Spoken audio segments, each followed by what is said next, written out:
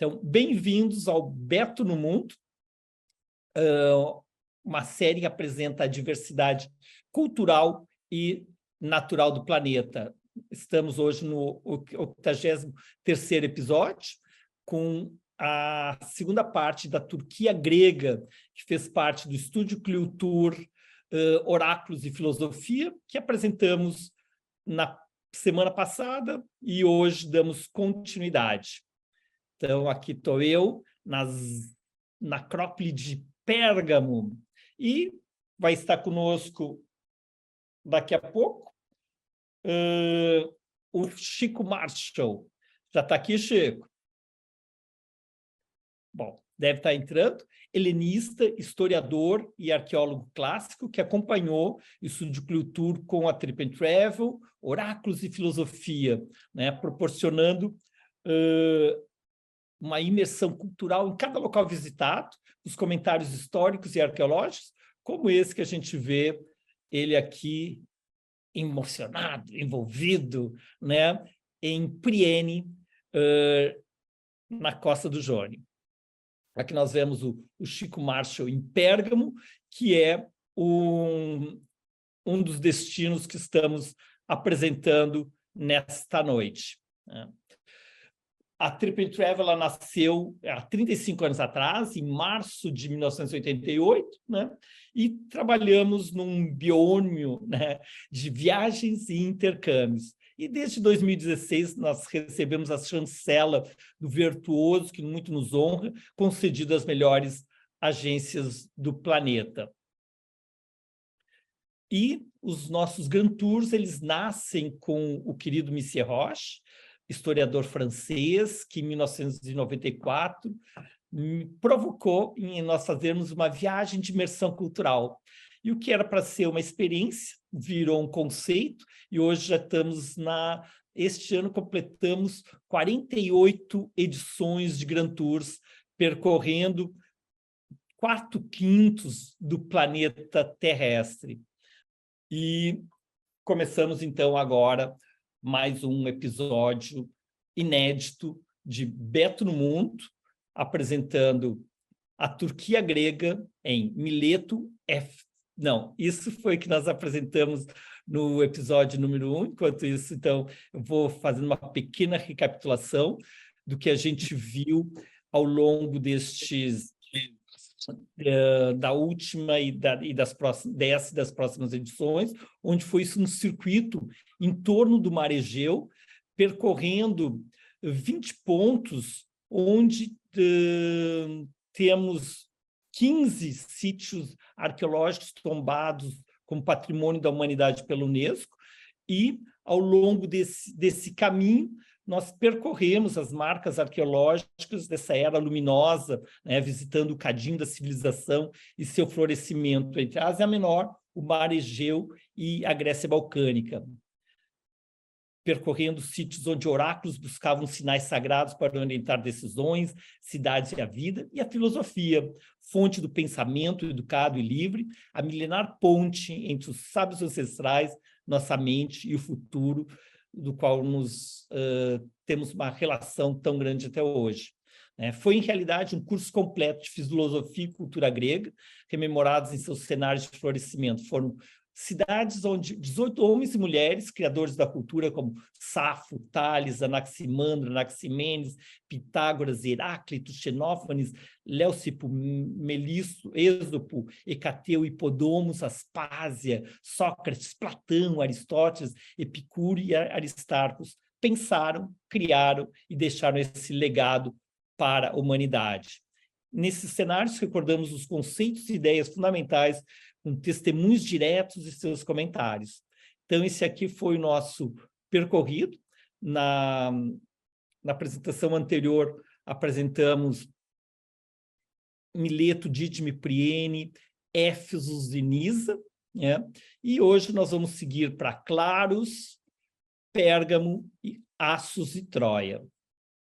E nas próximas apresentações, o norte da Grécia, com a Macedônia, chegando por Delphi, terminando em Atenas. Então, aqui a relação dos grandes filósofos e poetas que nós comentamos e comentaremos, né?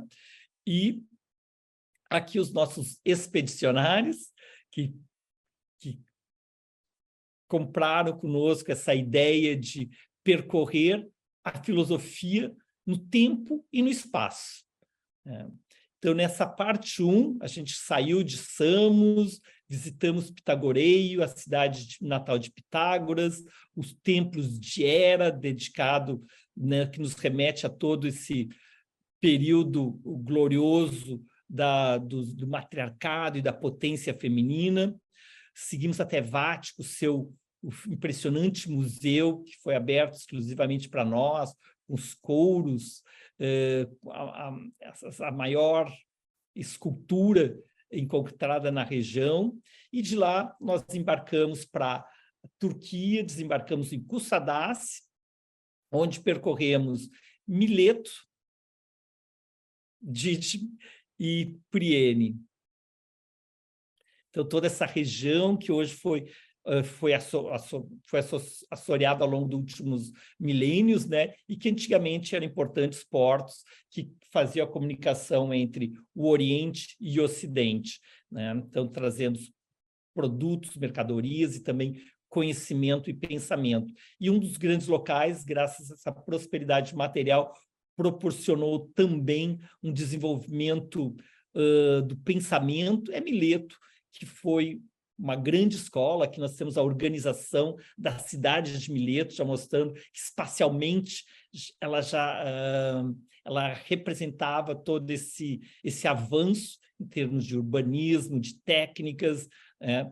E aqui no anfiteatro, que foi do período helenístico, depois desenvolvido o período romano, nós entramos no sítio, na sua ágora, depois fomos para Dídime, o templo de Apolo, com o famoso oráculo de Apolo, seguindo a Priene, né, com o templo de Atena, onde o Chico nos remeteu ao mundo do teatro e o que isso representava, todas as manifestações na dramaturgia, na música, na dança, que compunha esse cenário espetacular, além dos textos, né, as tragédias, os dramas, e como isso criou todo um ambiente na antiguidade para desenvolver o pensamento, a compreensão do homem e de suas reações.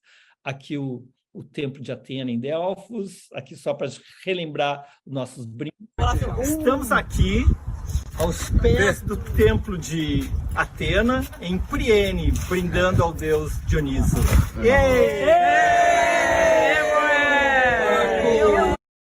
E seguimos para Éfeso, onde a Nike, a deusa Vitória, nos recebeu, né? A Pompeia turca, aqui em Éfeso, né?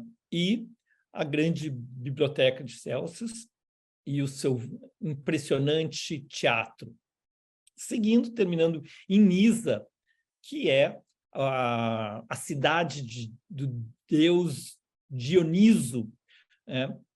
E que nos remete agora, então, para o segundo capítulo. Chico já está aí, né?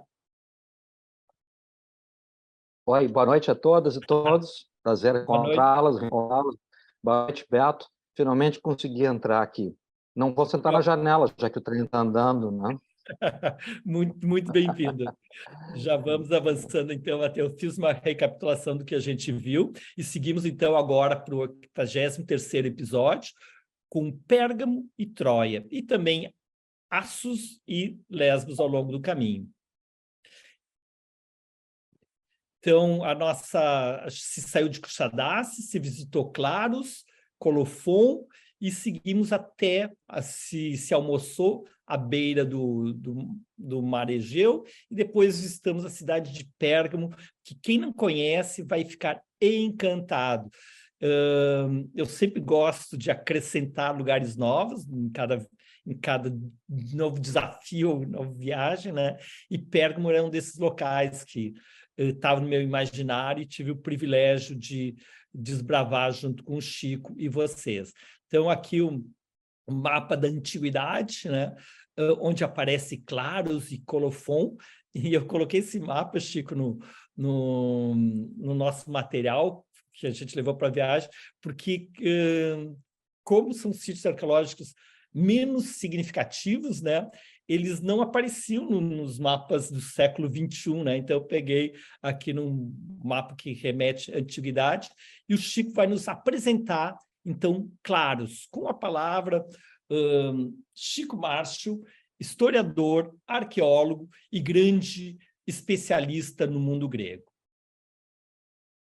Há uma conexão entre essas várias cidades que compartilham, primeiramente, a vitalidade que nutriu os primeiros filósofos. Então, as cidades da Ásia Menor foram impactadas, como se houvesse um processo cultural epidêmico, e aquilo que ocorreu em Mileto foi logo disseminado em cidades adjacentes, como Éfeso, de Heráclito, e agora a que visitaremos de passagem, que é Colofon. Sem dúvida, a Ásia Menor se notabiliza por ser um cadinho de experiências culturais em que se formou o fundamento, que é a filosofia.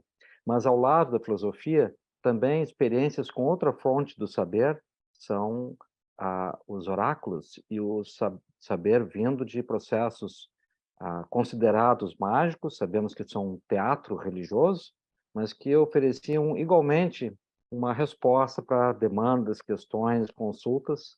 Então, as cidades antigas sempre têm um equipamento oracular próximo. É como se fosse parte da cidade, mas às vezes tem uma pequena peregrinação, um processo de um circuito, um perímetro a ser percorrido. E esse é o caso do que vemos aqui com Claros, com a sua relação com Colofone.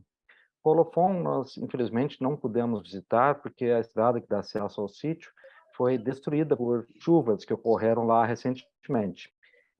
Tampouco são ruínas comparáveis com as que já tínhamos visto em Priene, em Didima, e em Éfeso, sobretudo, que é o sítio mais esplêndido. Então, fomos diretamente ao sítio desse oráculo de Claros, que é um dos grandes santuários, muito célebre, muito famoso na antiguidade, e que foi alimentado pela cidade de Colofone para rivalizar com Éfeso. Então, todas as cidades tinham também grande potência econômica, porque estão numa costa com grande atividade de navegabilidade, rotas de longo curso, e todas elas têm o seu grau de prosperidade e também de concorrência. E nisso o Colofone investiu bastante no que se tornou um centro de peregrinações no mundo antigo. O oráculo Então, tem Chico, a essa gente poderia, característica. desculpa, a gente poderia fazer um paralelo de Mileto com o centro oracular de Didma, com Colofon e Claros.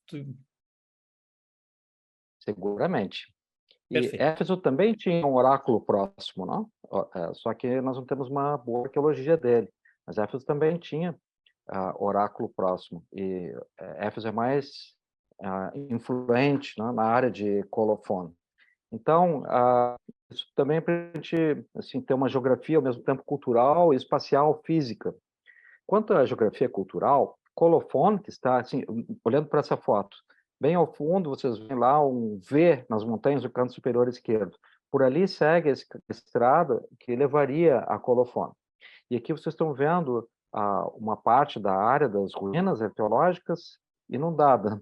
Testemunho do que eu há pouco falei, né, que houve algumas chuvas torrenciais lá proximamente. Tá? Então, essa Colofone que nós visitamos muito pelo pensamento, pela leitura, pelo conhecimento da filosofia grega, e passamos ao lado da cidade de Xenófanes de Colofone. E ele pertence a essa terceira geração de pensadores, após o ato inaugural de Pitágoras, que estabelece uma escola de pensamento analítico, racional, complexo, né? Sempre um pensamento que vai fundo na busca da essência, mas também em riqueza especulativa. E aí está a segunda geração, que são os discípulos de Tales, entre os quais Pitágoras, que foi para Samos, mas também Anaxímenes e Anaximandro, que atuam na região de Mileto, que continuou sendo, ao longo do mundo antigo, o epicentro de uma escola de pensamento racionalista. E Éfeso, que passamos no encontro anterior, é notável pela obra de Heráclito, o homem que pensa a dinâmica, o fluxo, a mutação, mas também, com grande ironia, pensa a modernidade da sua era e lança o princípio do logos, o princípio ordenador, um princípio filosófico que dá sentido para as coisas como causal, como causa do universo como um todo. E Heráclito é contemporâneo de Xenófanes de Colofão, que vivem na segunda metade do século VI a.C., e neles o papel do filósofo já está praticamente consolidado, para bem e para mal, porque, por um lado, atraem quem tem ambição de crescer pelo conhecimento, e, por outro lado, se tornam cada vez mais figuras incômodas dentro das cidades, porque levam consigo o pensamento crítico, eventualmente a sua ironia, o seu dependência, a sua autonomia. E isso caracteriza a obra tanto de Heráclito, o homem de Éfeso, não? Quanto de Xenófanes de Colofone. E no caminho para o sítio, temos uma conversa muito rica. Uma conversa, assim, é uma forma narcísica de falar uma aula, né? Então, onde a minha preleção era para situar a todos Xenófanes como o pai dos agnósticos. E o avanço num pensamento crítico da religião foi fundamental para o movimento da Sofia, porque era disso que se tratava, de abandonar explicações mágicas de caráter mítico em favor de explicações empíricas, a partir da observação e da experiência, e, simultaneamente, especulação intelectual com a racionalidade, com uma estrutura de pensamento e argumento racionais.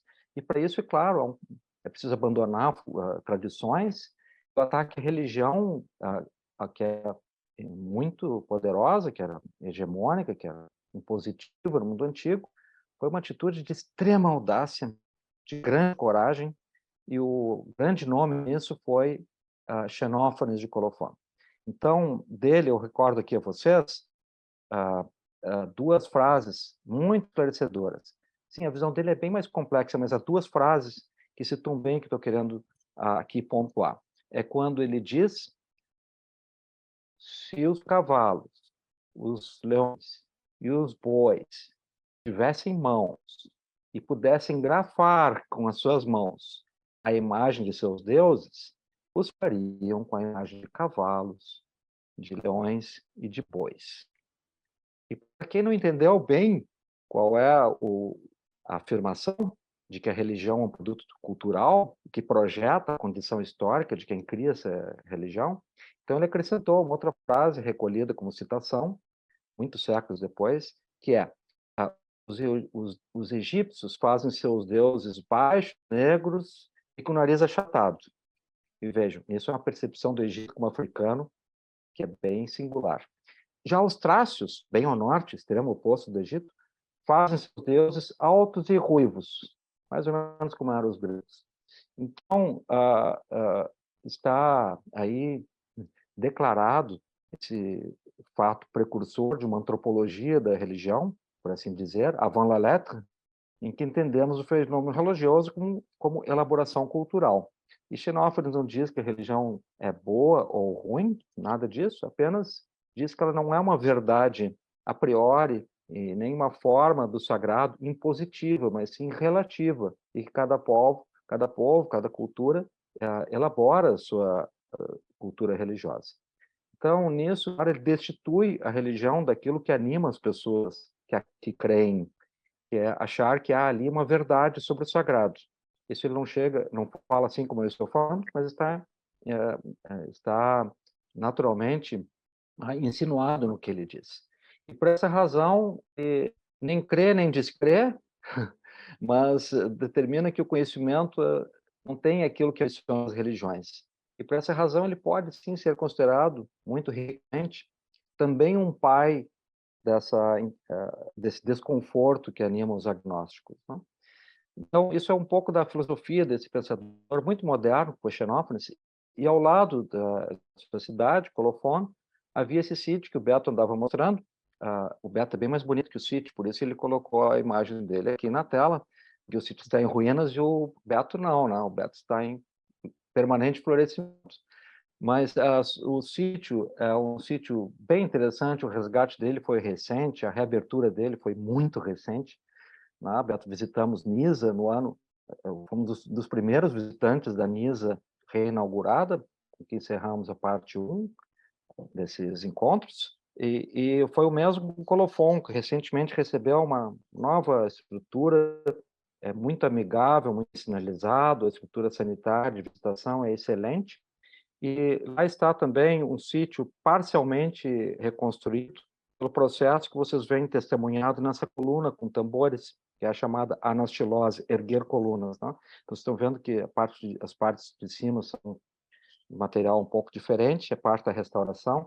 Essa inundação aqui, ela é atual devido às chuvas que houve, mas o sítio ficava junto a uma área de aluvião e ele coletava essa água de um rio que passa atrás do sítio para parte do serviço oracular, que aparece nas fotos seguintes, porque ali, tal como em Didima, que vimos no encontro anterior, eu já comento essa foto aqui também, havia um oráculo de hidromancia, por imersão e emersão, integrado à estrutura do templo.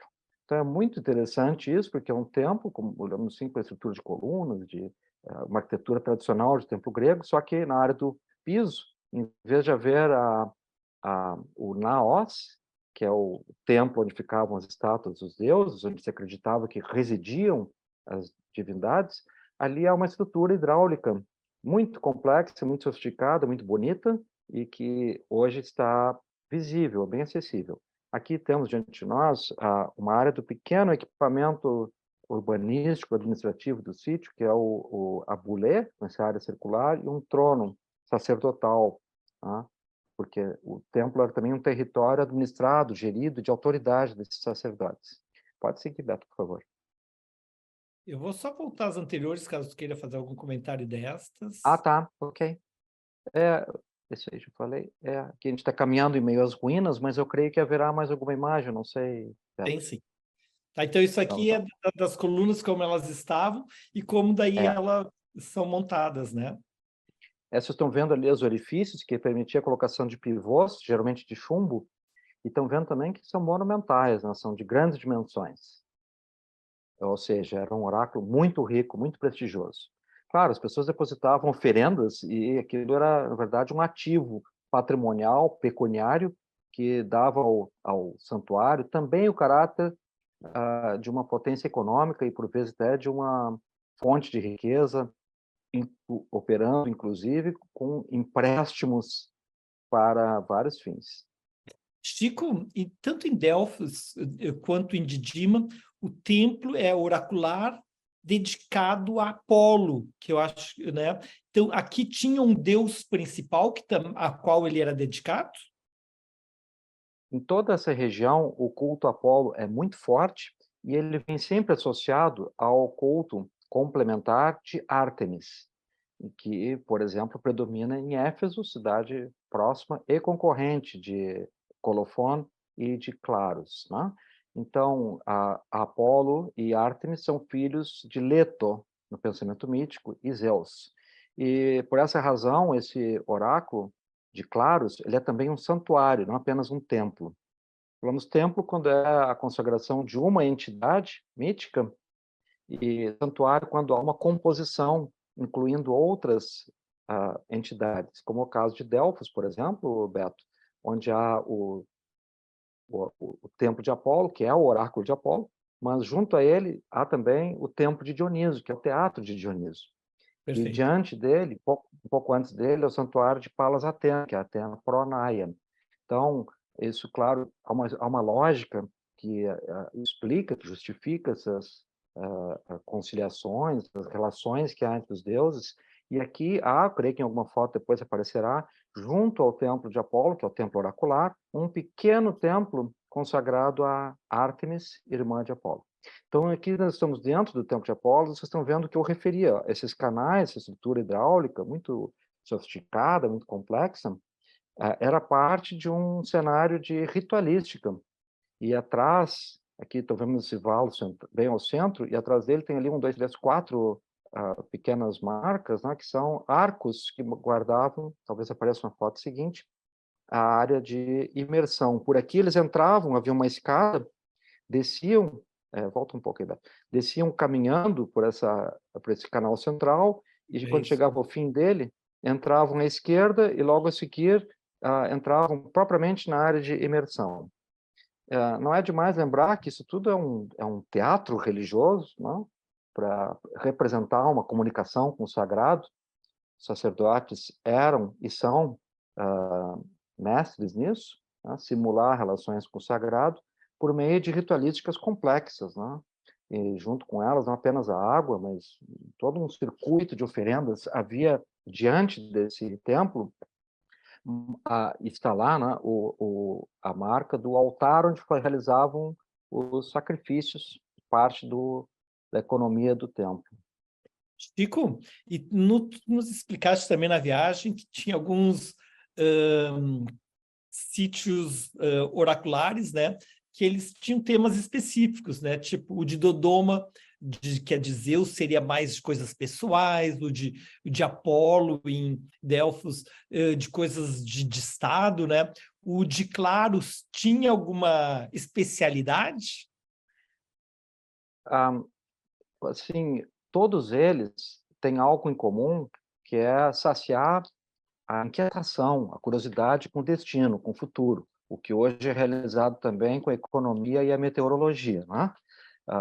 E eu não sei qual erra mais, se é o oráculo, a meteorologia ou a economia como futurologia, né? Isso é uma ansiedade, compreensão. A minha ciência é exatamente o contrário. A história, nós fazemos profecias sobre o passado, que já está estabilizado nas evidências, né? Está bem mais confortável.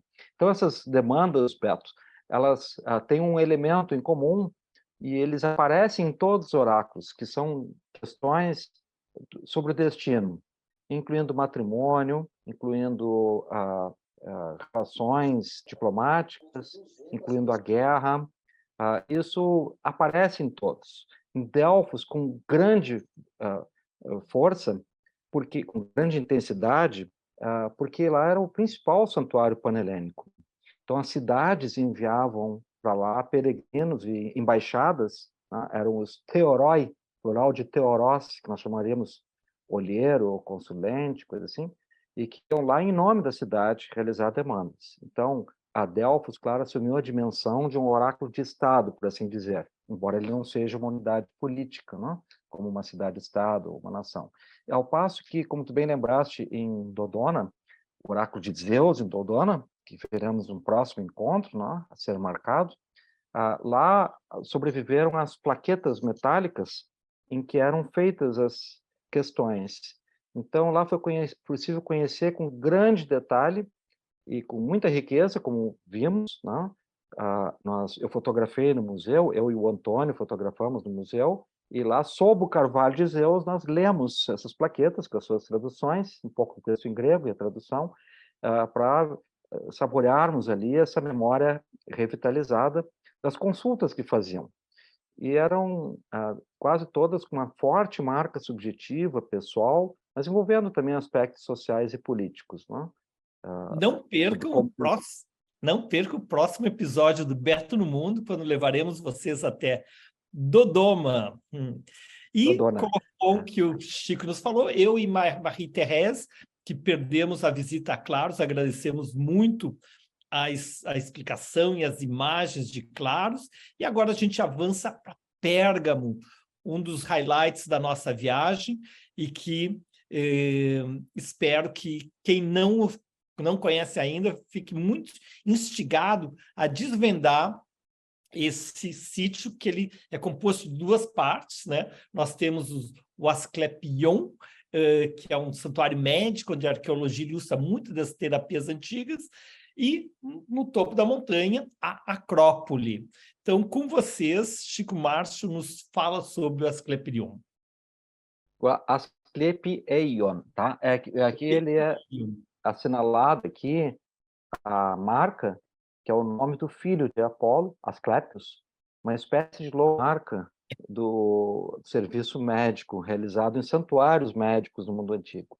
Há dois muito importantes e outros também razoavelmente importantes, mas os dois mais importantes são o de Epidaurus, no norte do Peloponeso, e lá também tem um teatro mais bem preservado, onde agora está ocorrendo um festival maravilhoso, não? E um santuário médico, onde a arqueologia recuperou instrumentos cirúrgicos, placas, depoimentos de consultas, oferendas votivas com fins terapêuticos. Riquíssima arqueologia médica de Epidaurus. E aqui no Asclepieion há algo similar com algumas singularidades. É um santuário médico, isso significa que aqui há uma prática médica também ligada ao sagrado, o grau mais arcaico das medicinas antigas, quando imaginavam que as moléstias eram resultado de uma possessão maligna. Então, tratava-se de exorcizar os males. E isso implicava, claro, um conjunto de procedimentos, rituais, de teatros, de dramatizações, de formas, de gritos, de ervas, de música, e isso está presente na Asclepieion, como veremos a seguir. Mas esse sítio floresceu numa época em que já se desenvolvia a nova escola médica, procedente de um mundo que é impregnado por Mileto, que é a ilha de Kos. A ilha não, a cidade de Kos, né? Mais ao sul, no mar Egeu, de onde veio Hipócrates de Kos.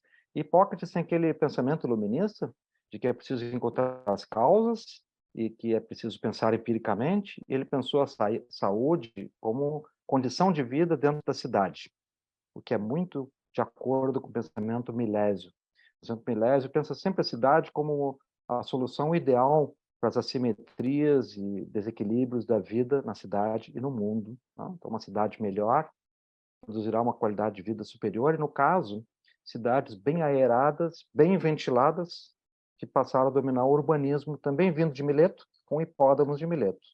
Isso aparece na Asclepieion, como aparecem também as terapias das águas, que cresceram inspiradas por Hipócrates e que apostavam nesse poder terapêutico dos ciclos de banhos. E nós sabemos que eles são bastante úteis em processos de cura.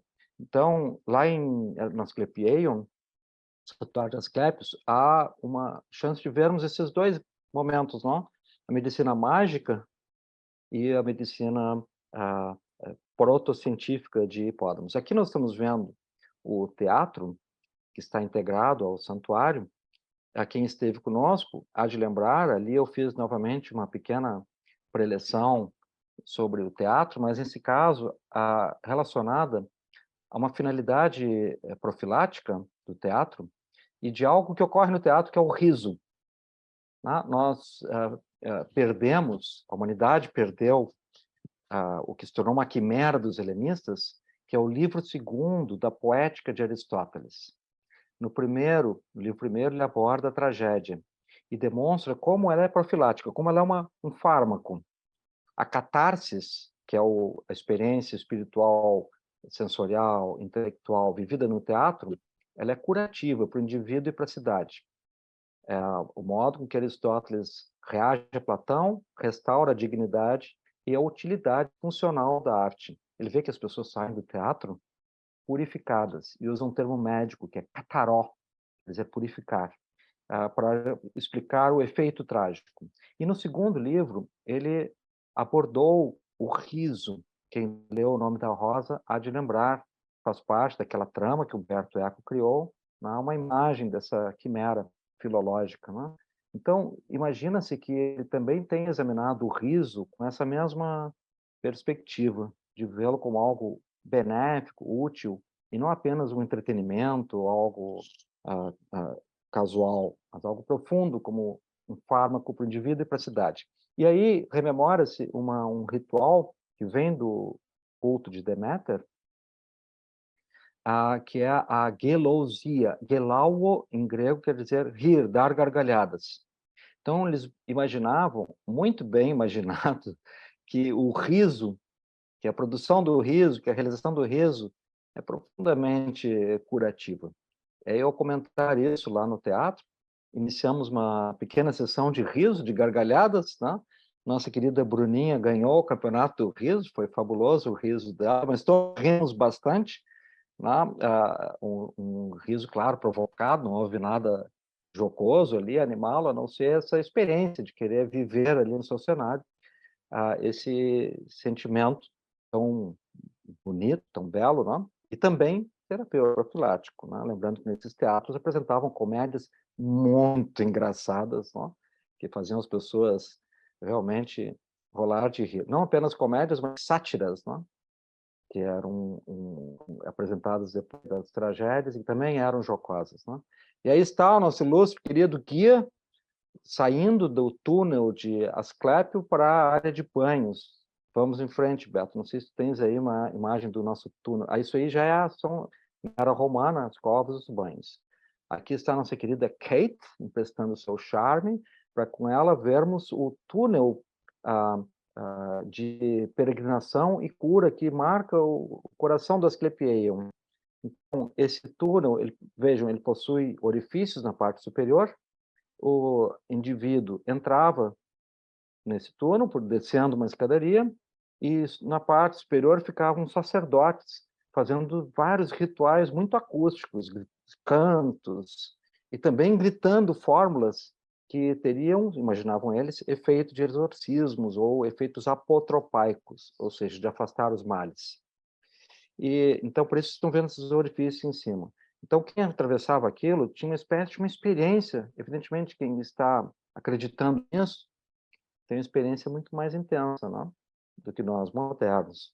Nós entramos ali com essa curiosidade, logo vimos que havia uma acústica muito bonita e, ludicamente, atravessamos, fomos e voltamos entoando sons muito legais, muito inspirados para dar vida à nossa experiência.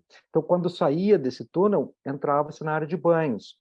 Então, o que não havia sido ainda elaborado nesse processo era depois saneado nos rituais de banhos e hidroterapia na parte complementar do mesmo ambiente. Veja que maravilhoso que é termos uma arqueologia disso, né? E de lá nós subimos para a Acrópole. Então, aqui nós tínhamos o caixa onde a gente comprou os bilhetes para subir num teleférico, né, para nos levar até o topo da montanha da Acrópole de Pérgamo, onde aqui a gente tem uma ideia de quão, em termos de logística, de localização estratégica e de proteção, existia. As muralhas da invencível Pérgamo.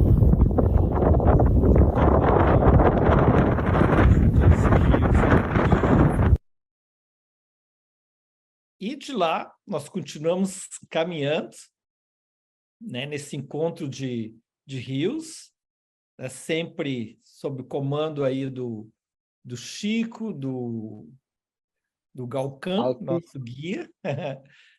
Vejam também algo fascinante, é um lugar muito alto, é uma acrópole notável. Na foto anterior que o Beto mostrou, que parecia assim um horizonte, era, antes dessa, Beto, aqui, era, ali hoje tem uma represa, né? Mas no passado a fonte desse rio era captada em manilhas, né, em canos de grés, que vinham de 19 quilômetros de distância e colocavam a água para cima dessa acrópole bem alta, na qual chegamos com um teleférico, pelo sistema de sifão. Então, lá em cima havia estruturas muito esticadas, palácios riquíssimos, com mosaicos, com colunas, com os confortos do palácio, e bastante água. Não estou tomando montanha, uma via hidráulica fabulosa. E na extremidade norte, essa muralha, que vemos aqui à esquerda, logo seguir o arsenal, porque era também em um cenário de disputas, né? E outro elemento que nos anima muito são as papoulas que vocês veem nessa época da primavera, dão uma graça e uma beleza toda especial aos sítios, né? Tornam ainda mais fotogênicos esses cenários, todas muito bonitas. Olha aí, ó, que lindas que são as papoulas, predominantemente vermelhas, eventualmente laranjas, né? Então, as ruínas estão como que florescendo junto, só que necessitam não apenas da água e o ar, mas da memória e da inspiração para tornarmos a ruína algo também vivo, né? Chico, eu me lembro muito desse final de tarde e essa composição, né, da força da pedra, né, e da fortaleza e a delicadeza da papoula, né? Então é um mix muito muito poético, né, que nós tivemos nesse final de tarde, no topo da Acrópole de Pérgamo. Em francês, como é que é, Francisco? Clocornico? Eu acho linda essa palavra. E aqui daí de lá a gente chegou até o Templo de Trajano, que eu faço uma pequena introdução aqui. Templo de Trajano, aqui em Pérgamo, mais uma das maravilhas da antiguidade aqui na Ásia Menor, resgatando o mundo helenístico romano. Isso porque em 133 a.C., Atalos III morreu sem herdeiros, mas deixou legado, em testamento, o reino de Pérgamo a Roma, porque Roma estava avançando para o Mediterrâneo Oriental. Em 146 a.C., consolida a conversão da Grécia em uma província romana, e isso tinha vantagens para os reinos que estavam no entorno desse avanço romano, porque Roma poderia protegê-los das ameaças vindas do Oriente, o Império Parta, os herdeiros dos persas, e também Roma assegurava circulação dos bens, uma economia integrada por rodovias, por um sistema de navegação, um sistema tributário razoável. Tá? Então, Atalo III deixou para Roma esse reino. É um fato sui generis na história, né? Um reino deixado em herança. E aí, claro, os romanos perceberam a imensa riqueza que havia, sobretudo nesse cenário da Acrópole de Pérgamo, onde havia a biblioteca construída pelo avô de Atalo III, Eumenes, e que já havia destacado esse sítio diante de outras cidades acadêmicas do Mediterrâneo, como Alexandria, Atenas e Antioquia. Em vista disso, os imperadores continuaram assim, enriquecendo o sítio com templos, palácios, e aqui Trajano, veja, o imperador de origem ibérica, próximo de Sevilha, construiu lá um dos mais imponentes santuários da Ásia Menor, que está no coração do sítio. E, Chico, normalmente um templo é um deus. Como funciona essa relação de templo com Trajano? Bom, os imperadores romanos, desde a morte de César, no Idos de 44, eles elaboram um processo de sacralização ou astralização do imperador, que leva a figura imperial para as vizinhanças de uma entidade sagrada. Não é tal como o faraó que se diz Horus, não é como os reis que se acham reis de direito divino, não há esse grau, mas há um esforço para conectá-los ao mundo orbital onde estão situados por ascensão a heróis, figuras imponentes, entre as estrelas, os planetas e nós que vivemos na Terra. É chamada astralização, ou asterização, como chamam. E esse rito ele é propiciado, muitas vezes, pelo que o imperador faz ao longo do seu reinado. Bom, além disso, os imperadores, eles construíam, fala assim, o Palácio de Trajano, mas esse não é o palácio dele fica mais atrás. Isso é um templo construído por Trajano. Então, ele quem erige, fica consagrado, ele dá o nome, ele é epônimo, tá? Mas ali consagra-se sempre uma ou mais divindades, que incluem também, no caso da presença romana, uma figura identificada que é Roma Eterna. Também ela propagada como imagem de culto religioso. E aqui na Acrópole de Pérgamo, nós temos esse magnífico teatro que ele representa exatamente nós, ao longo da viagem, né, nós visitamos muitos teatros, né, e tinha os gregos clássicos, né, e depois os desenvolvidos e ampliados no período romano, né? E, Chico, aproveitando, então, essa imagem, como é que tu faz um paralelo do teatro grego e do romano nessa questão de aproveitar o sítio local? Esse é o mais esplêndido, para não dizer assombroso, de todos os teatros sobreviventes, né? O Teatro de Pérgamo, que está na face noroeste da Acrópole, voltado para o lado onde está o Asclepieion. Então, ele se beneficia da luz do sol poente, né? À tarde tem a luz de ouro, como chamamos, a luz da verdade, que ilumina todo o teatro, porque tem essa inclinação, né, muito íngreme, e a cena corria lá embaixo, aqui na imagem, no canto inferior esquerdo, para onde se dirige essa escadaria de movimentação. E neste caso, em particular, à direita, nós não podemos ir lá nessa ocasião, porque a gente tinha um cronograma apertado, mas volta a imagem ali, Beto, por favor. Bem à direita, assim, mais ou menos no centro da imagem, tem uma mancha branca ali. Ali era um templo de Dioniso. É possível ir lá visitar, tem um pequeno santuário de Dioniso. Em outra ocasião, fizemos até um lunetaço lá. Mas dessa vez o cronograma estava mais apertado, ficamos na escadaria, onde é suficiente para vermos esse caráter verdadeiramente assombroso. Lá embaixo está, então, a estrutura de performance dramatúrgica, coberta pela vegetação, a área da orquestra, onde ocorreu canto e dança, e atrás dela, estendendo-se, a esqueneia e o proscênio. Os gregos, Beto, conceberam esse formato de teatro. Cuidem, por favor, para não chamar teatro de anfiteatro, que é uma invenção propriamente romana, quando se junta as duas partes do teatro e forma, então, um todo, né? Que tem os dois lados com plateia. O teatro grego é só um lado com plateia, mas com uma eficiência acústica e visual impatível. Em toda a história da arquitetura, em toda a história da humanidade, jamais se criou algo tão eficiente para a performance como o teatro grego. Em época, esses teatros foram difundidos imensamente. Alexandre Magno, que refundou cidades, reformando-as para terem um formato mais grego, e criou muitas cidades, mais de 40, todas elas tinham um teatro. Então, essa engenharia, claro, foi adaptada aos vários cenários, às várias regiões, ela sofre um amadurecimento, uma transformação, e os romanos herdaram esse conceito arquitetônico e deram a ele a sua nova expressão, que é primeiramente em teatros mais compactos, como o Teatro de Herodes, o Odeon de Herodes em Atenas, mais inclinados, né, e compactos, e também fizeram uma versão ainda mais compacta disso, que veremos logo a seguir em Troia, que é o Odeon, que usa a arquitetura do teatro para uma performance em pequena escala, 150, 200 pessoas, de música, poesia, ou de algo mais delicado, né? Mas a mesma engenharia, a mesma eficiência de concepção de luz e som que estão no teatro.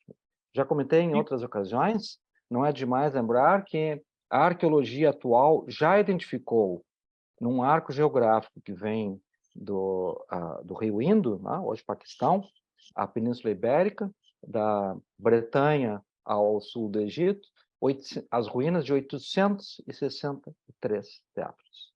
Então, eles destacam os sítios, né? São sempre lugares muito privilegiados da paisagem, e com essa marca que nós estamos vendo aqui, tão linda, né?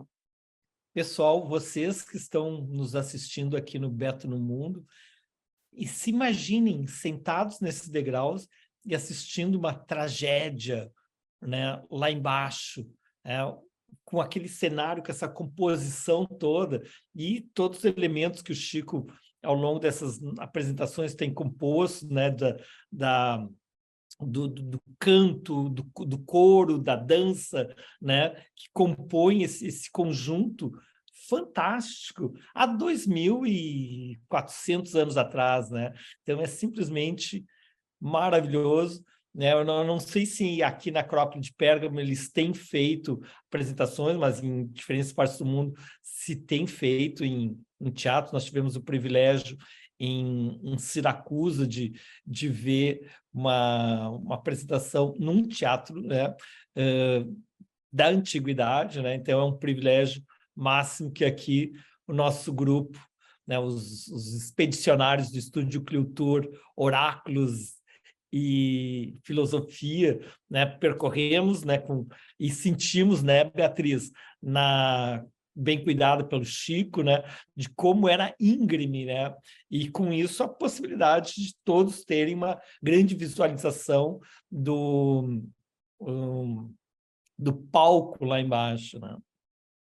E então, só falando aqui a minha impressão da época. Estamos aqui no impressionante cenário do Teatro de Pérgamo, essa cidade fantástica que tem suas origens no período helenístico, na era dos Seleucidas, os descendentes de um dos generais de Alexandre, e depois vai se desenvolver no período romano. Fantástica, né? Então, aqui temos o Francisco Marshall, né? Feliz da vida de estar no seu lugar natural, que é no túnel do tempo que nos permite viajar. Viajar é uma oportunidade de nós nos deslocar do nosso meio cultural onde estamos, onde conhecemos a dinâmica e percorrer através do tempo, através do espaço, também o tempo. E qual foi a tua sensação, Chico, de estar aí no Teatro de Pérgamo? Uma sensação de assombro, Beto, porque o teatro, a tragédia, sobretudo, ela produz experiências do assombro, que é conhecer situações inconciliáveis do destino, que resultam não apenas em conflitos, mas em visões trágicas, propriamente trágicas, né? Da finitude, da insuficiência, que é conteúdo central da tragédia grega. E isso é uma verdade grave e difícil de elaborar, né? As pessoas preferem o que lhes traz energia, otimismo, soluções, e a tragédia mostra o contrário, o impasse. Mas o faz com uma investigação que é vertiginosa e está testemunhada nas obras de Ésquilo, Sófocles e Eurípides, onde a enquete, a busca profunda pelo grau mais avançado, mais terrível da verdade, leva aos conflitos que marcam o espírito trágico. Então, claro, todo esse ambiente é um ambiente profundamente assombroso. E, nesse caso, o assombro vem não apenas pela memória das obras que eram ali apresentadas, mas por isso que nós vemos ali realmente uma situação assim, de a gente respirar fundo e absorver essa grandeza, magnificência da paisagem com elementos de memória. Aqui mais à esquerda, vocês estão vendo um pouquinho do Templo de Dionísio, que eu há pouco comentei, né? Tá, perfeito. Então, Pérgamo foi, para mim, uma experiência maravilhosa, né?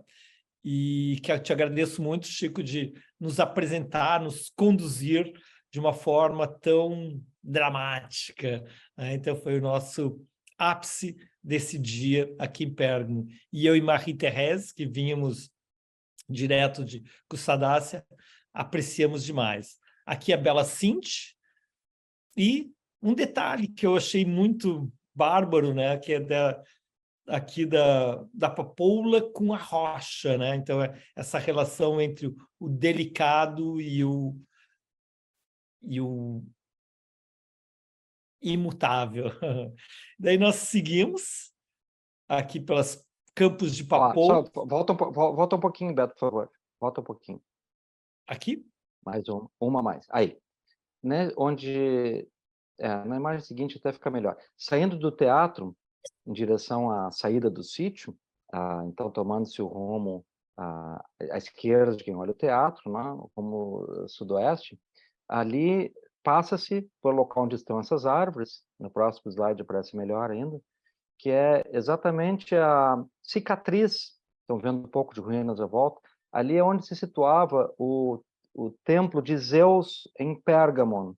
Eis que os alemães, a Academia Prussiana, subtraiu da paisagem da Grécia Turca e colocou no coração de um dos museus mais importantes do mundo, que tem o nome desse sítio, que é o Pérgamo, em Berlim.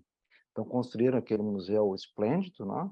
Ele atravessou 2 guerras, recebeu várias renovações. Quem visita aquele museu sai assombrado, junto no mesmo complexo ao Museu Romano, extraordinário, e depois, à direita, o mercado de Mileto, e, por fim, a porta de Ishtar, com a sua via processional e as coleções mesopotâmicas que ali estão, todas partes do mesmo ciclo científico e político em que as academias do país, por meio de contratos bastante duvidosos, né, conseguia credenciais para explorar os sítios e concluíam a arqueologia com a transposição dos acervos, o que hoje é não apenas deplorável, mas questionado profundamente. Então, isso onde vocês estão vendo essas árvores aqui é exatamente o que sobrou lá para o cenário arqueológico legítimo, né, originário, né, do sítio de Pérgamo, quando o tempo foi levado para Berlim, onde lá está. Claro que a discussão não é simples, ela é complexa, envolve vários elementos, mas desde 1964, com a Carta da Unesco, Carta de Veneza da Unesco, há um consenso de que os acervos não podem ser desenraizados, e ali iniciou-se um processo de restituição patrimonial que cresce com grande vigor nos últimos anos. Duvido que os grandes museus cedam bens como este altar de Pérgamo, mas outros bens estão retornando, sarcófagos, detalhes de esculturas, muitos elementos estão voltando, não? Aqui ficou só um carvalho replantado recentemente, como símbolo da presença de Zeus raptado pela Academia Prussiana.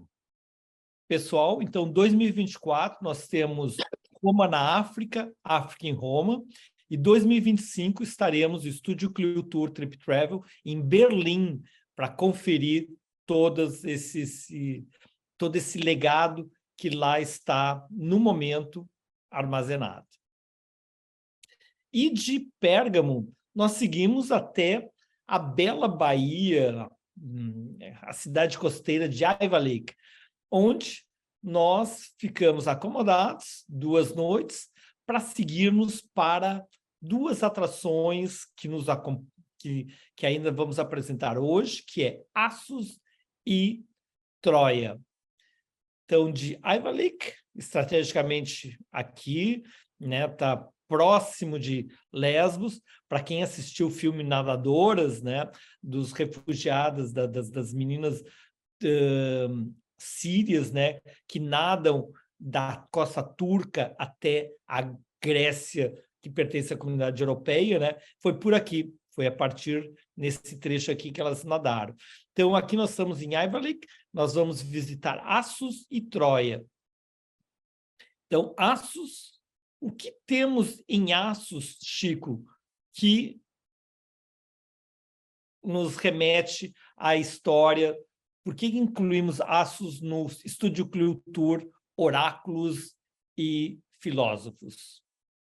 Olha, nós comentamos bastante a filosofia jônica, filosofia especulativa jônica, que no passado chamava filosofia pré-socrática. E ela é realmente um tesouro de pensamento imbatível, porque ali estão os fundamentos. Mas nós também seguimos nesse tour todos os cenários de vida em que o maior de todos os filósofos gregos, Aristóteles, viveu. Nós visitamos em Atenas, logo na primeira etapa, as ruínas recentemente descobertas do Liceu de Aristóteles.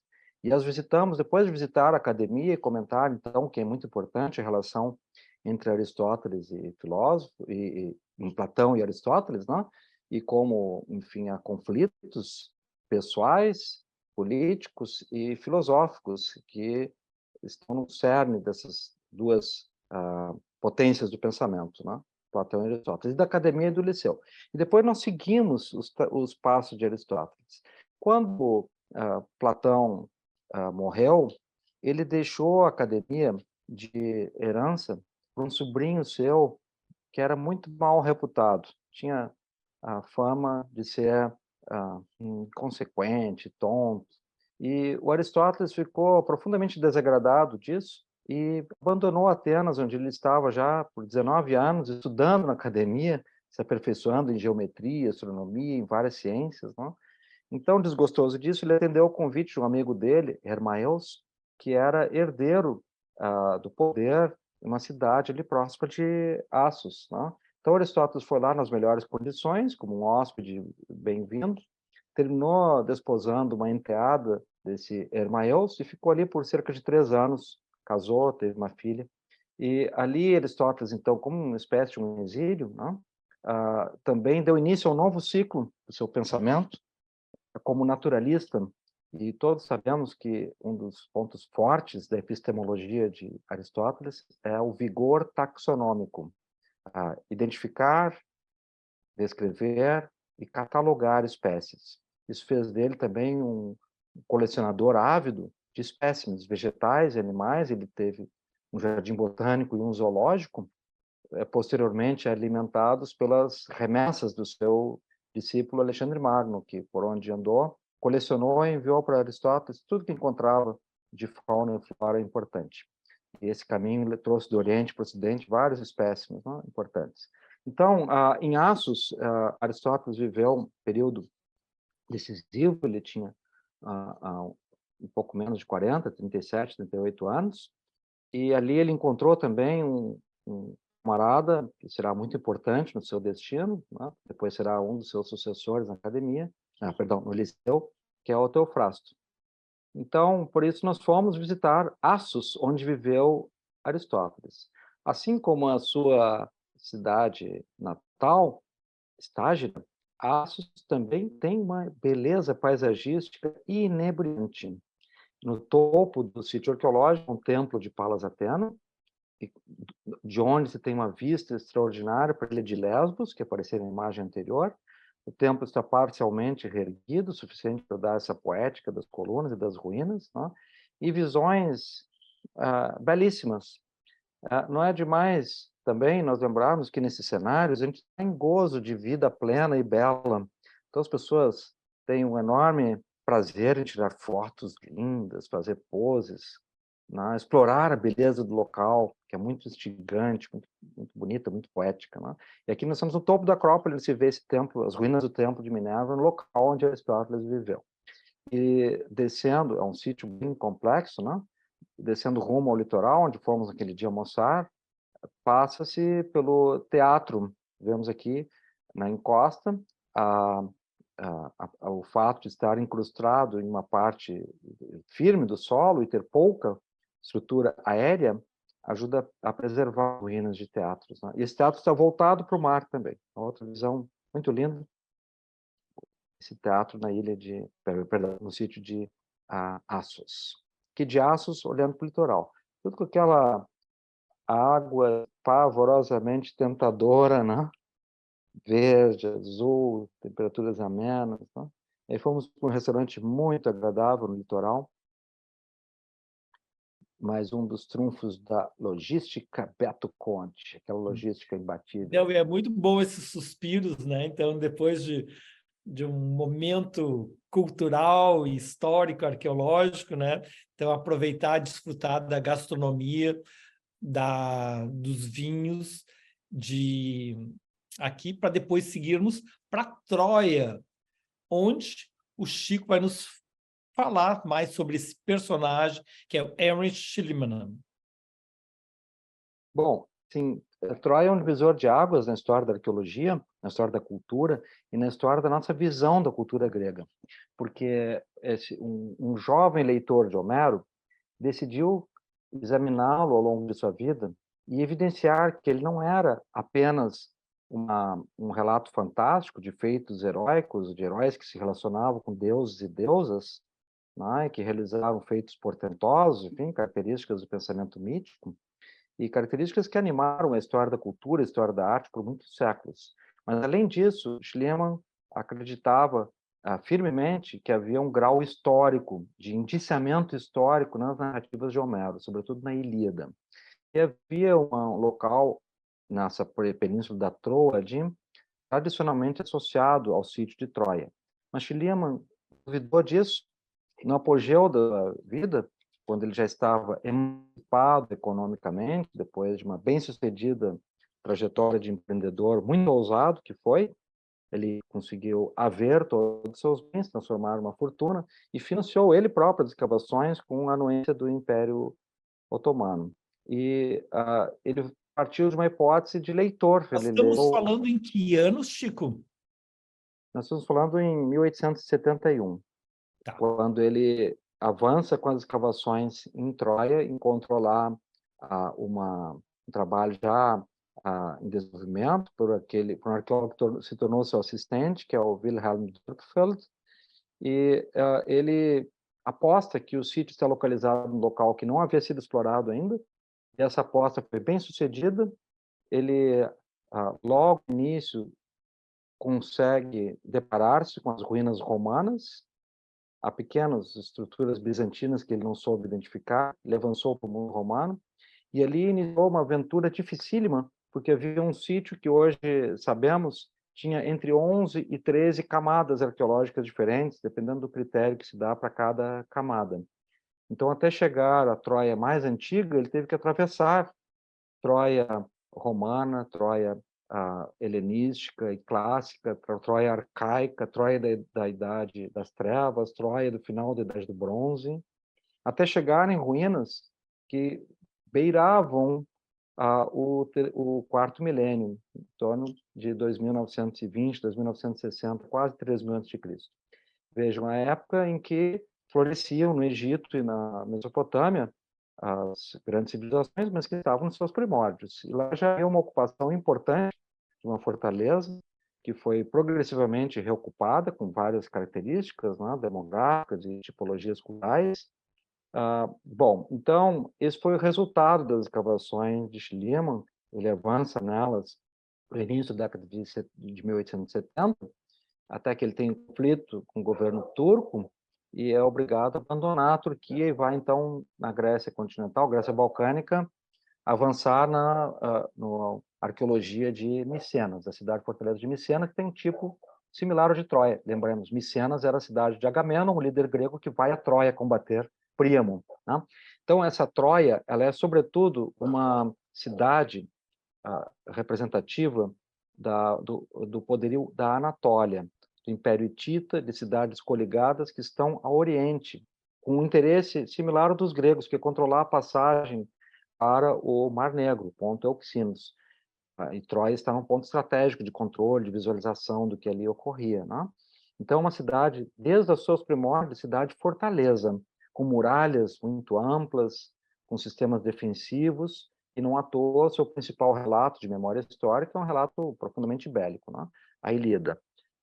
As escavações concluídas em Troia fizeram aflorar também um acervo preciosíssimo, do qual a parte mais famosa são chamadas joias de Helena, com as quais adornou sua esposa, Sofia, e que depois foram transpostas de lá para Berlim, por fim roubadas na Segunda Guerra, nunca mais se soube delas, né?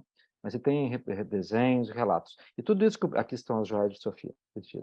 Ele apresenta lá nas lojinhas, eles vendem impressões disso na lojinha do sítio em torno, né?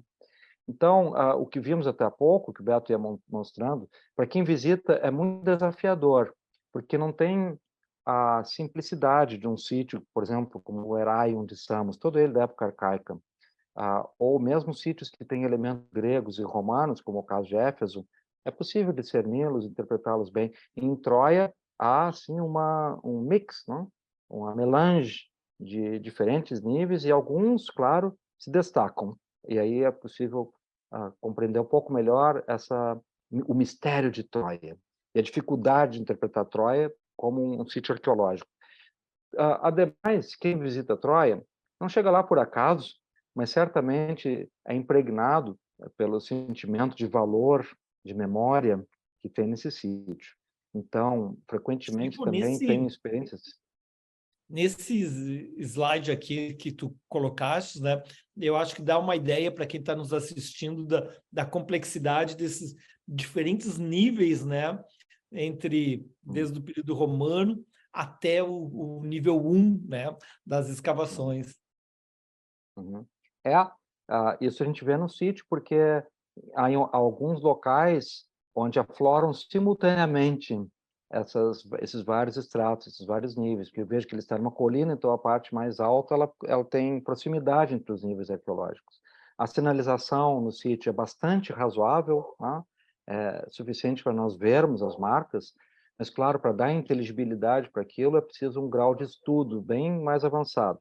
E eu recomendo vivamente que quem visitou Troia, em algum momento, visite também o Museu Arqueológico de Istambul, onde estão os principais acervos, uma riquíssima museografia, recentemente reinaugurada, que reproduz os estratos, os níveis nas paredes do museu, né, que são colunas dividindo cada um dos ambientes.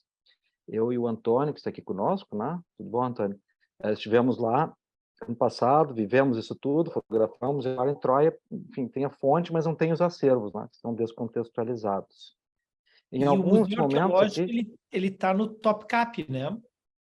ele está ao lado do Topkapi. Ele Ao lado. não é dentro do é ao lado, mas é na mesma região de Istambul. É uma visitação coligada, né? Nós estivemos lá também, né, Beto?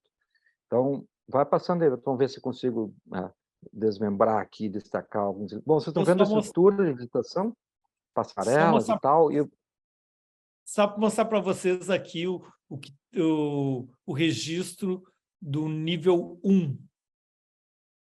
Em Troia nós temos 3.500 anos de história, e aqui nós temos a parte mais antiga, os muros de Troia 1, há 3.000 antes de Cristo, ou seja, 5.000 anos. E depois nós vamos ter a Troia da grande guerra entre Troia e os gregos, chegando no período helenístico, depois romano. Pode continuar, Chico. é um outro. Pode tocar uma imagem mais para frente, Beto, por favor. Tem um local próximo desse aqui. Aqui é Troia 2, essa rampa monumental. E havia uma foto lá embaixo, identificando o local onde foram encontradas as joias de Helena, assim chamadas, né? Nada garante que seja de Helena mesmo, mas nada garante que não seja. Vamos embarcar com Chilima na fantasia. E na foto nós estávamos assim com grande dificuldade para localizar onde que era exatamente o local. E por fim conseguimos identificar exatamente aqui no centro dessa imagem, onde tem um tufo verde. Ele fica junto a uma parede, né? Tem ali contrafortes da muralha que dava acesso a Troia 2. E ali o Schliemann encontrou esse tesouro, um dos grandes tesouros da história da arqueologia. A guerra de Troia, propriamente dita, ocorreu na primeira metade do século XII a.C., portanto, em torno de 1160. O que nós temos de crônica não é histórica, é mítica. Então, no mito, os números são qualitativos e não quantitativos. Então, se ele fala 9 anos para a Guerra de Troia, ou 10, não é 10 anos. É um monte de tempo. É isso que significa. É bastante tempo, um acampamento que perdurou e tal. Então, essa memória de um longo cerco, que não é simplesmente 10 anos, mas uma guerra da mais alta intensidade, na qual colidiram duas estruturas ambiciosas e ricas, as cidades gregas ao ocidente, o reino hitita ao oriente. E isso que estamos vendo, essas fotos, são de expositores para os visitantes no sítio. Há uma museografia muito bem cuidada. Diga-se que os turcos são muito caprichosos, eu considero melhores que os gregos na preservação e na exposição dos sítios para os visitantes. Isso também se revela em toda uma estrutura amigável de circulação que vivenciamos nesse sítio e que não se vivencia, por exemplo, na Acrópole de Atenas, que é o maior tesouro arqueológico dos gregos atuais, né? Então, aqui vocês estão vendo, por exemplo, né, nessa parede que está bem à direita, os mesmos blocos de pedra que se veem lá no Muro das Lamentações, em Jerusalém. Naquele caso, a arquitetura romana construída por Herodes, né, e que seguiu um padrão de acabamento, de medida, parte aqui do nível do estrato romano. Vocês estão vendo também atrás estruturas de pedra que foram guardadas atrás do nível romano. E variadas estruturas de poços de água, de poços de oferendas, que se estendem como um quebra-cabeças no sítio. Esse quebra-cabeças é identificado por dois grandes fatores. Primeiro, estilístico, né? A gente vê o padrão do material de construção, a estrutura edificada, isso é como se fossem cores diferentes que podem ser decifradas. E isso é um dos principais exigências técnicas e prazeres da interpretação arqueológica também. E o segundo critério é funcional, entendermos a que serviam, qual a sua razão, a sua conexão com o restante do sítio, né? Então, aqui nós temos a área de sacrifícios e oferendas, e nessa área de sacrifícios e oferendas há diferentes estruturas. Estou vendo que elas têm um posicionamento, às vezes, conflitivo. Isso é resolvido numa visão estratigráfica, ou seja, um nível depois do outro. Aqui a gente tem o último nível, que é o nível romano, bem aparente e aflorado. Nessa área do sítio, Beto e queridas e queridos, começam a aparecer, quando está se dirigindo a saída, mais estruturas romanas, que aparecem no final. Pode passar, Beto, por favor. E é muito bem organizado. Eu não conhecia Troia, né? Fiquei encantado, né, com as passarelas, com essa forma de a gente poder ir mergulhando no tempo, nessas diferentes 8 a 11 níveis, né, de construções, isso que mostra o que é uma cidade viva, né, uma região viva. Teve ocupação contínua, né, ao longo de milênios. Olha, e também, depois da expedição, nosso querido amigo, colega, expedicionário, meu colega, professor de História, o Vitor Biasoli, escreveu uma belíssima crônica publicada sobre a sua experiência de visita a Troia, onde é possível sentirmos essa condição ambígua que a gente vive em Troia. Ao mesmo tempo, a emoção de estar num lugar tão significativo para a ciência, para a história, para a memória histórica, a história da cultura, e também, por outro lado, o desafio de compreender, dar uma inteligibilidade para isso tudo que vemos aqui, para que não seja apenas pedras, mas que sejam símbolos de memória. E a crônica do Vitor é muito bonita, quem desejá-la, depois a gente pode compartilhar por meio dos grupos onde o Beto divulgou esse nosso encontro de hoje, né, Beto? Perfeito, vou colocar nos grupos Beto no Mundo o texto do Vitor aqui, que ele já me autoriza, né, Vitor? Muito bonito o texto do Vitor. E aqui nós temos, então, Beto, retomando a tua pergunta sobre o teatro grego e a sua arquitetura, isso é na Troia romana, um Odeon, que tem o mesmo, tá vendo? Mesma estrutura arquitetônica, mas bem compacto. E ele, em época romana, se tornou frequente nas cidades para performance musical, coreográfica, atividades menos monumentais.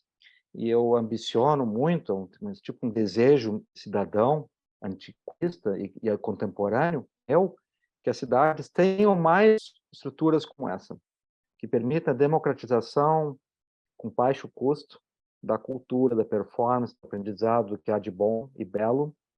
Né? Vejo uma área bem pequena, com uma estrutura resiliente, sólida, eficiente para apreciação, para audição e útil para performance, que é um caminho de vida, de destino que transforma as comunidades. E as cidades romanas passaram a adotar isso, claro, cidades diferentes das nossas, né? Bastante aristocráticas, mas esse equipamento é muito produtivo para o florescimento das cidades. Nós aqui quisemos fazer nosso lunetaço no Odeon, como já foi feito em um outro estúdio Cliotour, em 2017. Mas eles têm progressivamente restringido a circulação nos sítios. Tentamos, esperamos algum tempo, mas, por fim, nos contentamos em fazer nosso lunetaço nas adjacências disso, uma escadaria, onde fizemos também um belo certame rapsódico, né? Sobretudo o nosso querido Fabiano, nossa atleta M, nos brindando com a memória de belas poesias saboreadas com vinho da região turco, parte dos lunetaços históricos, né, da nossa experiência de enofilia e turismo e boa vida na arqueologia. Eu compartilho com vocês, para quem lá não esteja. Estamos aqui em Troia, brindando mais um Estúdio Cliotour, Trip Travel de sucesso. Tchim, tchim! Lunetaço em Troia! Em Troia, gente! Não é Alvorada nem Cachoeirinha, é Troia! E o sol veio! Viva! É, bem lembrado. Não, isso são as experiências que o Chico nos proporciona, mágicas, né? Da mesma maneira que a gente vai estar vendo aqui as papoulas, né? e que traz poesia, traz, né, todo um lado lúdico para essa viagem. E de Troia, a gente voltou para Ayvalik e atravessamos essa pequena distância, né, para a ilha de Lesbos. Então, aqui a gente parte da Turquia. Estamos aqui em Ayvalik, indo em direção a Lesbos. É uma travessia internacional super agradável entre a costa turca e uma das ilhas gregas. Lindo! Que é muito legal, que quem viaja gosta de coisas diferentes, né? E essa foi um circuito muito diferente. Imagina atravessar de Samos para Kusadasi, agora de Ayvalik para Lesbos, né? Então são travessias menos usuais, né? E sempre proporcionando experiências únicas e inesquecíveis. Aqui a gente está fazendo essa travessia e com isso chegamos... É muito bonito lá. Estamos atracando agora no porto de Mitilene, na ilha de Lesbos. Hoje vamos explorar aqui os templos, sítios arqueológicos, a ilha de Safo, de Lesbos. E em Lesbos, a gente então chegou, né, tendo a vista da grande cidadela, né, a Fortaleza de Mitilene, um dos maiores castelos medievais do Mediterrâneo, cobre uma área de 60 hectares. A primeira fortificação foi erguida lá na época dos romanos, por Justiniano I. E nós temos aqui esse grande legado histórico ao longo dos séculos, né, nos recebendo, nos dando as boas-vindas. Em Mitilene, uma bela, charmosa cidade que nos recebe, a gente seguiu direto ao museu, com grandes surpresas que o Chico descreve para a gente. A Mitilene seguiu a pródiga e próspera, também era romana. É uma cidade estratégica, muito rica, produzia um excelente azeite de oliva e também teve no seu passado expoentes da cultura, sobretudo Safo e Alceu, ela a poetisa mais lida e mais cantada no mundo antigo, e ele, seu contemporâneo, igualmente um grande poeta. E Lesbos era muito benquista na memória do mundo antigo e em Roma também. Então, em vista disso, lá houve um quarteirão romano em que se encontraram mosaicos que constam entre os mais belos da arqueologia. E nesse museu é o que predomina. Esse é o do mosaico das estações do ano, aqui é a figura do verão, que mostram a mais refinada arte dos mosaicos, com o vermicularium, né? O vermicularium, que é essa técnica em que os pequenos cubos, eles são usados como se fosse assim uma tinta e seguem um caminho similar ao de uma minhoca, por isso esse nome, né? Se estendendo e fazendo desenho e gerando efeitos de imagem comparáveis aos da pintura. Quem olha a uma certa distância fica espantado que esse efeito tão expressivo seja feito com pixels em forma de cubos graníticos que são os encontrados nos mosaicos, né? E aqui uma medalha com figuras no entorno. Lá nesse museu há duas coleções importantes de mosaicos, uma das melhores, e também de arte funerária, com figuras do cavaleiro equestre, de origem trácia, mas incorporado pela cultura grega e depois, posteriormente pelos romanos, tá? Em que esse modelo típico do cavalo com a pata direita que se ergue diante de uma árvore ou de um monumento em que se enrosca uma serpente, ele simboliza a fronteira entre vida e morte e o vigor e a vitalidade que se almeja na superação dessa fronteira. E daí está uma estrutura de imagem muito frequente, sobretudo no Mediterrâneo Oriental, uma vez que a origem, Mediterrâneo do Norte, uma vez que essa cultura vem do mundo trácio, que fica já no Mar Negro, né? Então aqui vocês estão vendo novamente dois cavaleiros, secundados por figuras que compõem o monumento funerário. Isso era uma placa colocada como um epitáfio. É um museu compacto, singelo, mas muito significativo, muito bonito. E de lá a gente seguiu para o Santuário de Mesa, né? Então saímos aqui do Mytilene Harbor, atravessamos a ilha, chegamos aqui até o Santuário de Mesa, que eu vou dar a introdução para vocês. Aqui na ilha de Lesbos temos esse santuário de Mesa, um santuário provavelmente dedicado a Afrodite, onde nós temos os remanescentes do período clássico, depois utilizado no período romano, período bizantino, período otomano, resgatado hoje, né, como um sítio arqueológico do Santuário de Mesa. Bom, assim, Estamos na ilha de Lesbos, a ilha de Safo, essa relação com Afrodite, o Chico nos faz essa costura.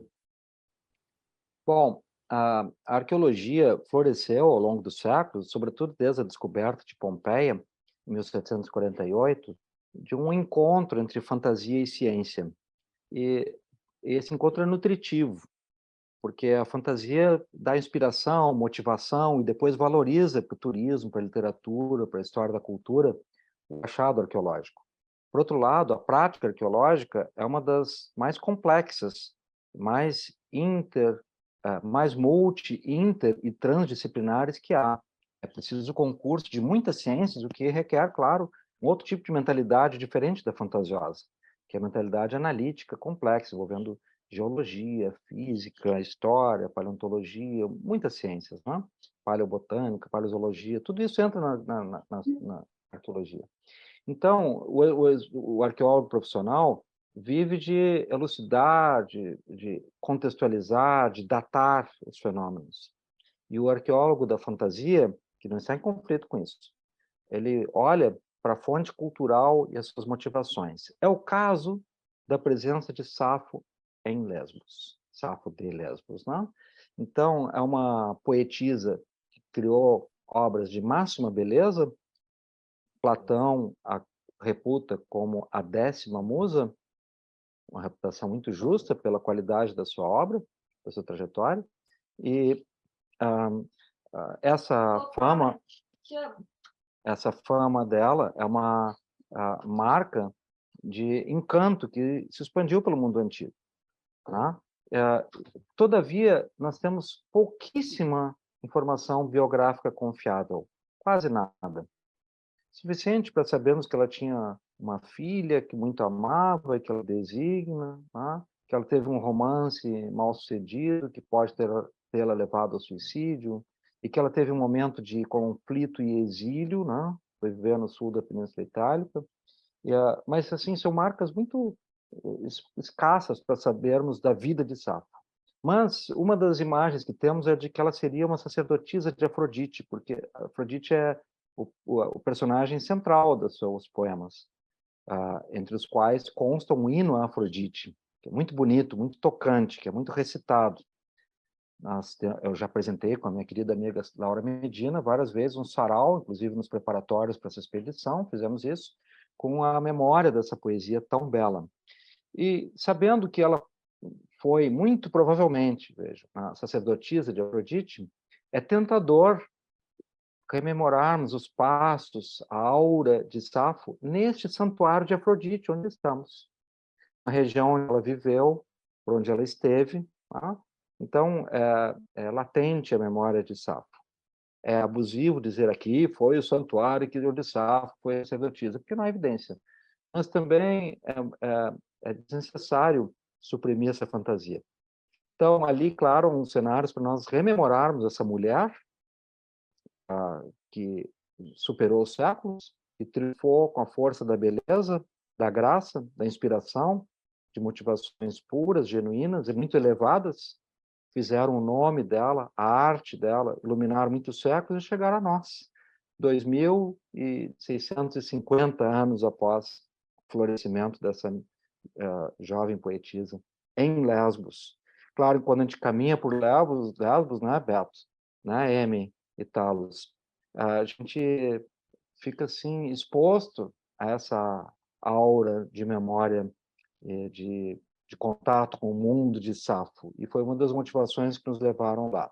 Sabendo também que Lesbos foi o cenário em que Aristóteles realizou as suas melhores observações de zoologia e botânica, está ligado à trajetória de Aristóteles, amostragens que analisou, classificou, comentou, e onde há também a memória de Alceu, um grande poeta, e um sítio que nós visitamos, um sítio da Idade do Bronze, sítio de Terme, e, por fim, o teatro grego, logo veremos a seguir. Então, o Beto estava mostrando ali o cenário muito lindo do almoço que tivemos nessa norte da Ilha de Lesbos, né? Os belos momentos de confraternização, alegria, boa mesa, boas bebidas, né? Ao fim da visita ao templo de Messa. E De de Messa lá, à mesa. é isso aí. E na noite, Esse aqui é o nosso lounge da Happy Hour. Vamos voltar para casa agora.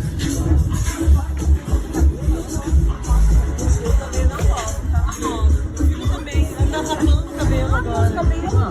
Acho que fica bonito. Tá na moda, Léa. Ah, eu sei que tá na moda.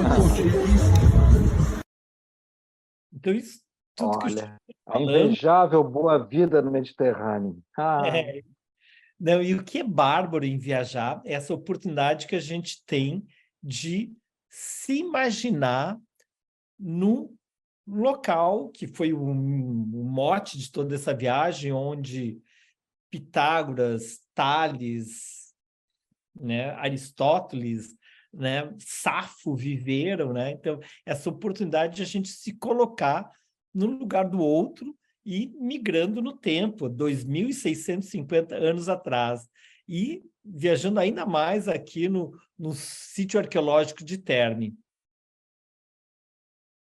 Estamos aqui no sítio arqueológico de Terme, onde tem 7 níveis de construções desde a Idade do Bronze Antigo, 3000 a.C., chegando até 1300, né, a.C., já contemporâneo com o período micênico.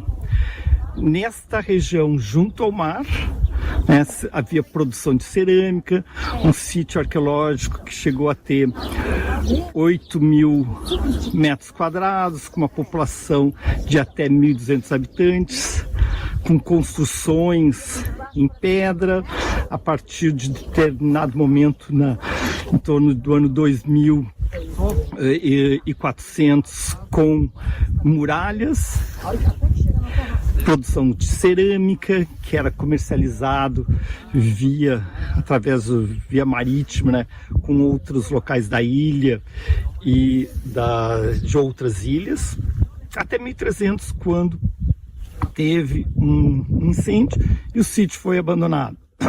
Sítio arqueológico descoberto foi explorado de 1929 a 33 pela britânica Lamp e retomado agora no início do século XXI. Beto Conte, Estúdio Cliotour Trip Travel, Oráculos e Filosofia, aqui na ilha de Lesbos, no sítio arqueológico pré-histórico de Terme. Que bárbaro, né? Nessa oportunidade da gente de viajar tão longe no tempo, né, Chico? É um sítio surpreendente. E no sítio arqueológico há uma excelente didática, um vídeo muito bonito que vimos lá e que eu ainda tenho que obter para o nosso gozo, né, nosso uso. E uma bela visita que foi incluída pelos guias locais. Não é um sítio famoso, não é um sítio muito difundido, mas dá noção da ocupação histórica dessa região por muitos milênios. Aí está Silvia Leão, a arquiteta, verificando o que dizem os fundamentos e alicerces. São um código de leitura, né? Quem sabe ler isso aí vai longe. Veja, por exemplo, que aqui tem níveis que se sobrepõem quando a gente fala em 3.000 anos. Não é 3.000 anos congelado no tempo, é desde 3.000 anos, em vários níveis, evoluções e camadas, né, que aparecem aqui, é um cruzamento pelas reocupações históricas. Sítio muito lindo de visitação. Terme quer dizer quente, faz alusão a uma fonte de água quente que havia ao norte do sítio. E de lá, a gente seguiu ao Teatro de Lesbos, também foi... A nossa viagem é sempre cheia de desafios, da mesma maneira que a gente conseguiu o Chico, com todas as suas credenciais de arqueólogo renomado internacionalmente, conseguiu abrir o Museu de Samos. Samos, também conseguiu para nós abrir o Teatro de Lesbos, que aqui está. Ele está em escavações e por isso está interditado. E, assim, todos os esforços feitos, né, Beto, tinham sido debalde. E eu, então, dirigi diretamente ao arqueólogo que coordena as escavações, expliquei que eu sou arqueólogo, estava levando um grupo, um interesse arqueológico, cultural, e ele muito gentilmente abriu, ofereceu o sítio com a ressalva de que eu seria o responsável pela segurança de todos. Vocês vejam o grande risco que oferece um sítio arqueológico, né? Então, lá chegando, o cara que levou a chave descuidou um pouco do horário, tivemos que aguardar um pouco. Quando entramos, foi para conhecer um sítio belíssimo. Aqui é a área onde estão havendo as escavações atualmente, né? Isso aqui é uma estrutura romana, tardia, dá para ver pelos blocos, né? E aqui é que está havendo a prospecção atual. O restante da estrutura está ainda escondida embaixo da vegetação, mas tem essa área da orquestra, que é essa área semicircular, que mostra uma arquitetura romana, já, quando erguiam assim, barreiras que permitiam também outros tipos de espetáculo, como batalhas navais, né, que os romanos gostavam muito, no teatro, assim, jogos e coisas extraordinárias, né, integrados ao teatro grego. Esse é o teatro mitileno. E ali nós fizemos uma performance belíssima, né? Levamos os versos de Safo. É isso aí que eu ia comentar, né, Chico? Então, na falta de materialização para a gente, nós já tínhamos visitado muitos teatros gregos e gregos helenísticos, romanos, ao longo da nossa viagem. Aqui nós precisamos imaginar, né, nos perceber e nos sentir na época grega e principalmente na época de Safo. Então, o Chico teve a brilhante ideia de nos levar, e aqui com o olhar atento de Emi Italo Saft, e de João, de Leia, de Silvia, de Antônio, de Fernando, do poeta, do Vitor, a imaginar e sentir e perceber Safo há 2.650 anos atrás, através do que ela nos deixou, que é a sua poesia.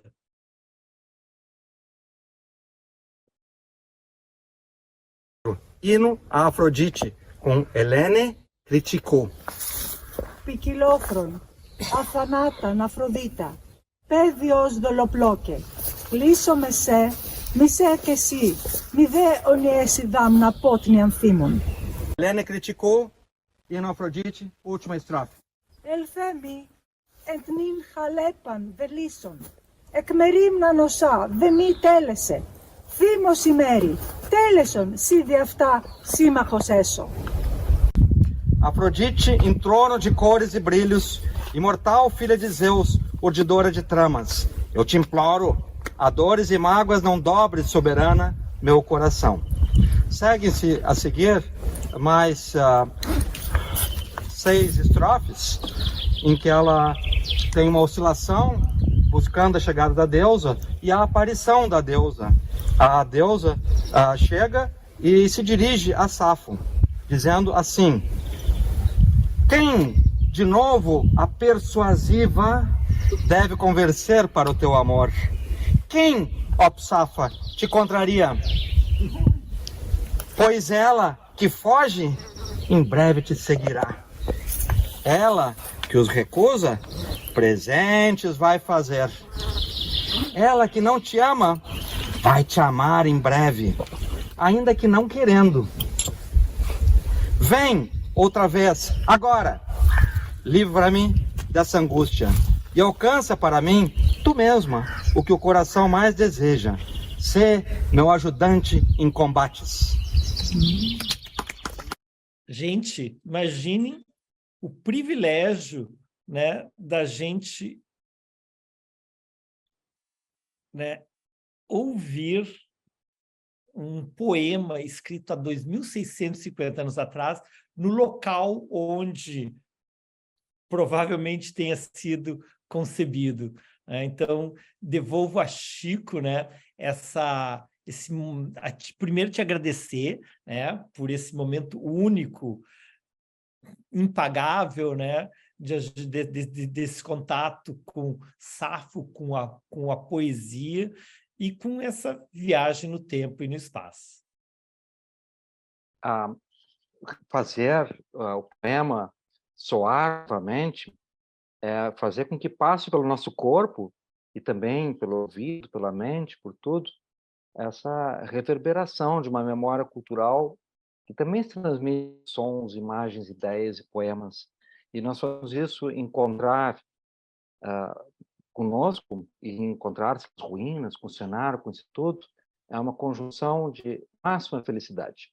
Máxima felicidade porque a gente sente a densidade, a riqueza, a beleza, se sente integrados a esse mundo tão tentador, aparentemente distante no tempo e no espaço, e que naquela experiência praticamente ritual se torna o momento glorioso e culminante das nossas trajetórias. E por isso eu acho tão lindo nós fazermos soar a poesia, ouvir as palavras, né, que já reverberaram nesses mesmos cenários há milênios e que agora renascem com a nossa dicção de felicidade. Isso foi mágico, foi o nosso grande finale. E tudo isso que aconteceu foi graças ao nosso grande elenco, que aqui apresento: Antônio, Fernando e Geraldo, Carla, Emi e Talos, a nossa Graça, o Vitor, o núcleo arquitetônico da história, que é a Leia e a Silvia, o casal Saraiva, a Bela Ked, diretamente dos Estados Unidos, a Luciana, a Paula, ao contrário, Luciana. Paula e Luciana, a Beatriz, sempre muito bem pelo Chico, a Bela Cindy, a Lísia, o João, a Cindy, o Vitor, Marie-Thérèse, o núcleo grego da novela com a Tula, o grupo clássico, nosso poeta, e as paulistas, né, com a Madu, a Solange, a Bia, a Bruna, mais a Marina e a Suzy, e nós aqui estamos brindando o sucesso de uma viagem fantástica que nos trouxe tanto, né? Então, essa oportunidade de nós percorrermos os passos dos grandes filósofos, dos oráculos, nesses sítios maravilhosos do Ásia Menor, e agora que nos próximos capítulos que nós vamos apresentar também na Península, na Ática. Né? E eu queria já convidar vocês, Chico, no dia 7 de agosto, né? Eu estou indo para a Amazônia agora, no final de semana, e depois para Minas, e na volta a gente vai apresentar para vocês a Macedônia, onde a gente começa por Tessalonique, né? A segunda maior cidade grega, seguimos depois para Vérgina e Pela, né? Então, todo esse mundo que Filipe II inicia, depois Alexandre o Grande expande para o que a gente conhece do mundo da antiguidade, visitando em Vérgina as famosas tumbas fantásticas, com esses afrescos, com as riquezas da tumba de Filipe II, com sua coroa, né? E depois seguindo para Estágira, a cidade natal de Aristóteles, onde nós vamos ter o privilégio de ouvir Francisco Marshall, o grande historiador e arqueólogo, nos lendo textos de Aristóteles, né? O grande mestre da filosofia, com o nosso olhar atento aqui no teatro improvisado que fizemos. Seguindo depois para Monte Athos, saindo um pouco do nosso tema, mas um grande ponto da Igreja Ortodoxa Bizantina, que foi o bastião da cristandade durante a ocupação otomana da Península Balcânica, com os mosteiros de Águias de Grande Lavras, Saint-Barthélemy, e depois retornando à Península Ática, né? Vamos para as bases, os pés do Monte Olympus, o Monte dos Deuses, seguindo depois com o nosso grupo Trip and Travel Studio Culture para Dodoma, aqui em Dijon, um museu fantástico. Então, não percam o próximo episódio de Beto no Mundo, que nos leva para toda essa maravilha do mundo grego, da antiguidade clássica, né, com uma das imagens mais maravilhosas, que é essa, que está aqui, a nossa Pietà da antiguidade, né, e seguindo depois para Dodoma, onde nós temos o oráculo de Zeus, e o Chico e o Antônio nos desvendam com todos os pedidos e as respostas, né, do oráculo aqui aos pés da árvore sagrada. Seguindo depois para Meteora, um dos lugares mais mágicos, cinematográficos, cênicos, fotogênicos, né, com os mosteiros medievais no topo dessas colinas rochosas.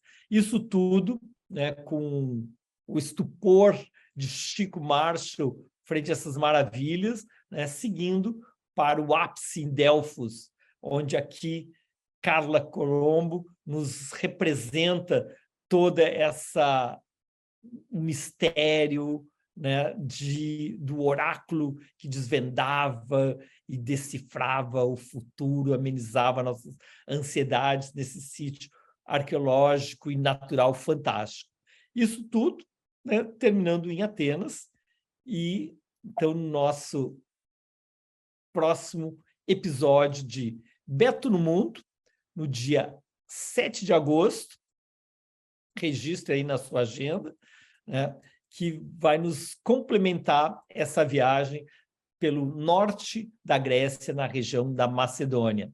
Agradeço muito a participação de todos, né, e desejo para vocês uma boa semana e nos vemos no dia 7 de agosto. Obrigado, Chico, por transmitir tanto conhecimento, cultura e principalmente essa tua paixão pelo mundo clássico.